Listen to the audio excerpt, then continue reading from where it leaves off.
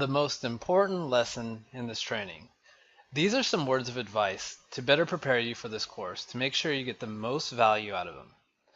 When I bring on new apprentices, I sit them down with me on the first day to discover what you're about to learn about.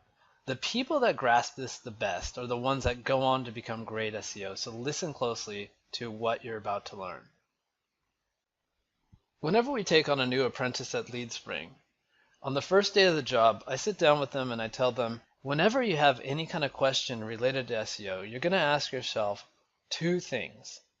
You're first going to ask yourself, question number one. So whenever you have any SEO task ahead of you, whenever you're doubting yourself on whether or not you should do something, the first question you ask yourself is what I'm about to do something that only an SEO would do? If the answer to that is yes, you simply don't do it. And if we think about things, at the end of the day, Google isn't too fond of our profession as SEOs in the first place. If people can rank websites organically and naturally, then they don't need to pay for PPC.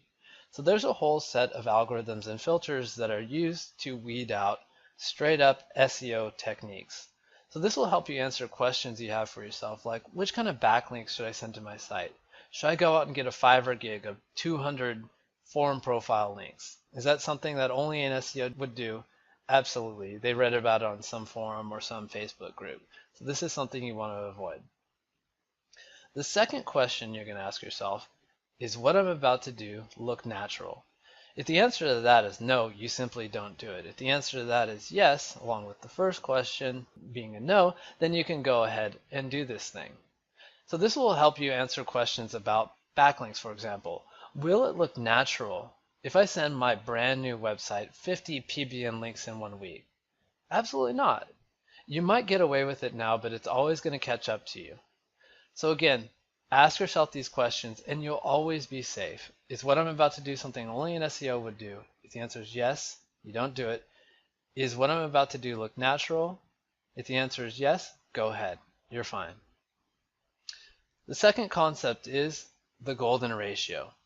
Now, if we think about things, what is the number one ranking factor in Google? That is backlinks. Backlinks is a reason that Google is Google. Google got ahead of all the other search engines because they relied on backlinks, and it's a very good indicator on whether or not a website is popular, trustworthy, or relevant to something else. But if we think about things, backlinks are actually extremely rare in the real world. Let's say someone in your city, a friend of yours, decides to open a coffee shop. So he talks to you because he knows you're involved in marketing online. You convince the guy to make a website. This is how people promote in this day and age. You need to get the word out by having a website. So your friend makes a website. Great. How often do you think your friend would link out to other websites during the course of a year? If he even knows his WordPress password, maybe he'll do it once or twice.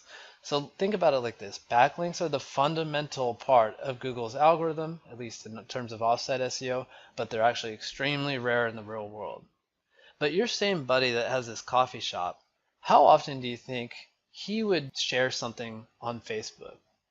Maybe his coffee shop has a Facebook page and he's talking daily about the new promotions, the pumpkin spice latte special, the new band that's playing there on the weekends that's used to attract customers. So he might be talking on Facebook every day. So this is the role that social signals play. Social signals are used to justify the occurrence of links. If we think about it, any site that's getting 10 backlinks a week very well better be talked about a lot on social. It just makes sense. But what is used to justify social signals itself? The answer to that is traffic. Now this concept is actually very simple if you think about it this way. Backlinks. You would never link to a website that you didn't at least visit yourself once, right? You would never link to something that you didn't check out at least once. So there's always going to be more traffic than backlinks. How about social signals? Would you ever share a funny cat video on your Facebook feed unless you watched that funny cat video at least once, maybe more than that? So there's always going to be more traffic than social signals. So if we had to think about things here, this is kind of like the engine for getting our rankings, the backlinks, the social signals, and the traffic. Think about the traffic as your gasoline. Backlinks are still the foundation to getting ranking going, but social signals justify the backlinks and traffic justifies all of it.